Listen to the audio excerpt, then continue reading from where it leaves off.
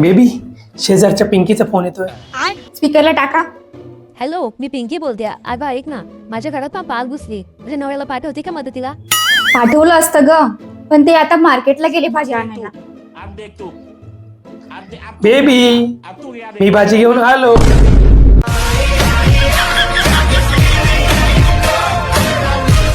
अहो, तुम्ही विचार करत असाल ना काय?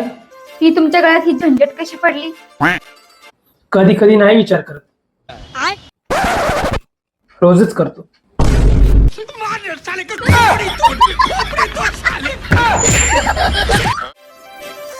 अहो, मी ही पर्स घेऊ की ही घेऊ?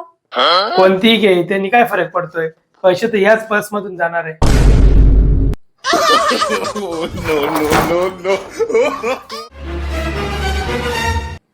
माझ्याशी भांडण करून यांना बरे झोप लागली. आता बघतेच यांना.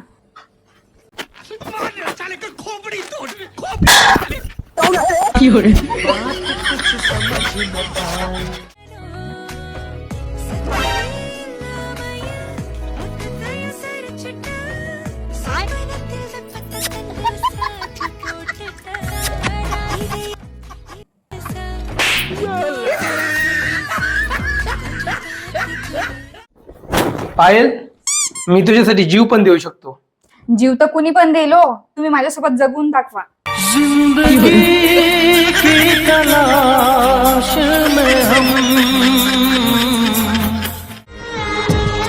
अहो अहो, नवऱ्याने बायकोच्या ओढणीला हात पुसायचा नसतो का?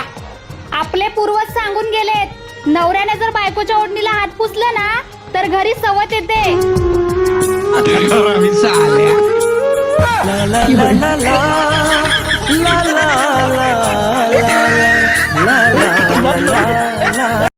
हो, मला पार्लर मध्ये केस सरळ करायला जायचे. पैसे द्या ना. कर की घरी सरळ. अहो, घरी सरळ होत नाही हो. अख्खं खानदान सरळ केलंय ना, तर तुला केस सरळ व्हाय ना. हो,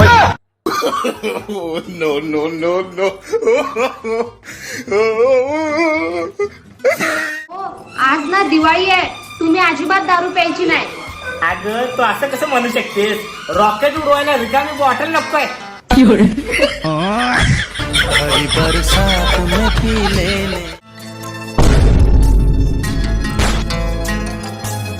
अगं असं का हात वर करून उभारल्यास?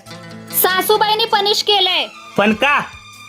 अहो, माझ्या हातून ना थोड्याशा चपात्या जळाल्या. असं कुठं असते वे? याला काय अर्थ आहे? थोड्याच चपात जळल्या म्हणून लगेच शिक्षा देणार होय? मम्मी, अगं मम्मी.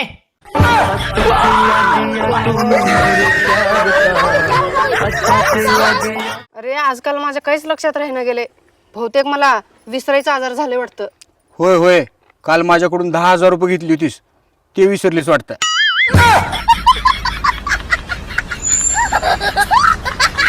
तुम्हाला मी खरं सांगते, दुसऱ्याची कार्टी सांभाळणं खूप कठीण काम असते. तू कोणाचं कार्ट सांभाळतेस? सासूबाईचं.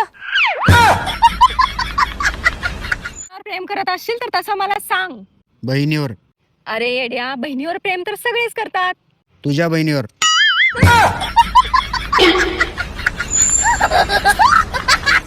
आज का नाराज होऊन थांबलाय?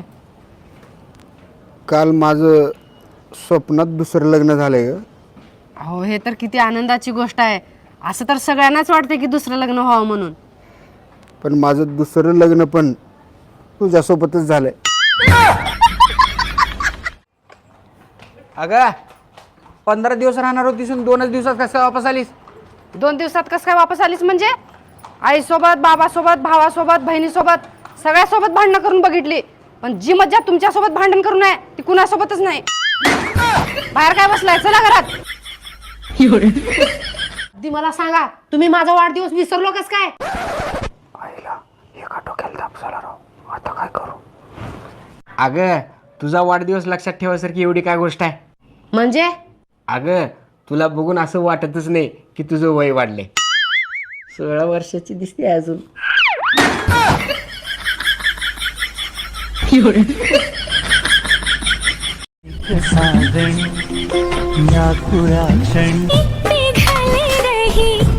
काय नाव तुझं? माझं नाव वैष्णवी आहे, पण माझं इंस्टाग्रामला नाव आहे पापा की परी. बर बर बर. किती शिकलीस तू? मी खूप शिकले, माझं ग्रॅज्युएशन झालं. वा वा वा. बरं, एक प्रश्न विचारू का? विचारा ना. 15 फळांचे नाव सांग बरं. आंबा, सीताफळ, जांब. हे 3च झाले. 1 डझन केळ. आज भाजी कशी झाल्या? कशाला भांडणाचं निमित्त शोधलेलेस का? तुला भांडण केल्याशिवाय करमत नाही का काय म्हणाव?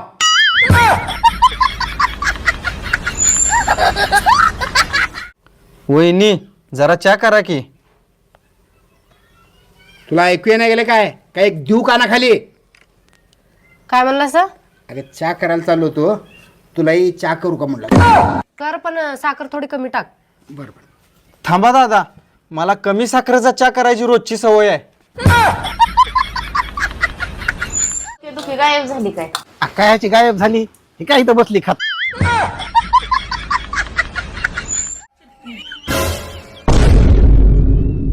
अहो, कुणाकडे बघून हसताय?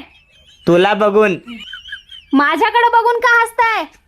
आजोबांनी सांगून गेल्यात, समोर आलेल्या संकटाला हसून सामना करायचा. इंग्रजीच्या क्लासला गेले होते, आता मी सगळे इंग्लिश शिकले. आता मला काही बी विचारा तुम्ही. शेरीट म्हणजे काय? अगं बाय, विचारून काय विचारलं? एवढं सोपं विचारलंय. शेरीट म्हणजे वाघ जेवतोय, शेर म्हणजे वाघ, आणि इट म्हणजे जेवतोय. मी एवढा व्हायरल झालोय, माझे एवढे मोठे फॉलोअर आहेत, तुम्हाला अभिमान वाटत असेल ना माझा? अभिमान तर काही नाही बघा, पण पश्चाताप होतोय. असं वाटतंय आम्हाला की असल्या भिकाऱ्याला कशालाच ही पोरगी दिली असं.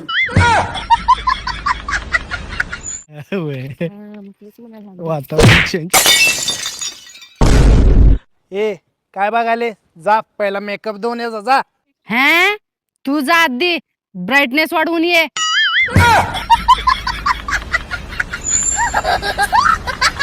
काय बापू, रोज एकच शर्ट घालून येताय, कधी तर बदलून घालून या की. हा, तुम्हाला पण 6 पुरे आहेत की, कधी तर बदलून पाठवत जावा. रोज एकच का पाठवताय?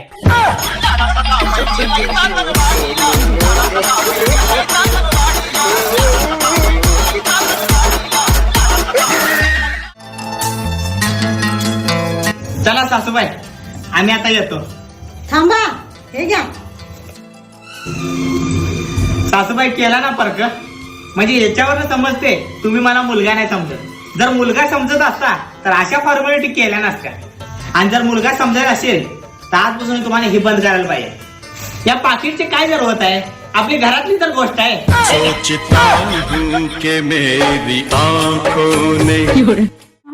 अहो, माझा भाऊ आलाय बस स्टँडला, त्याला जाऊन घेऊन या बरं.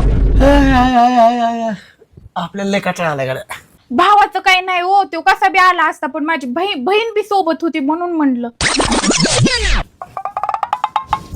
लगेच आणतो. टंगड तोडून हातात देईन, गपचूप इथं बसायचं, मी त्यांना रिक्षा लावते.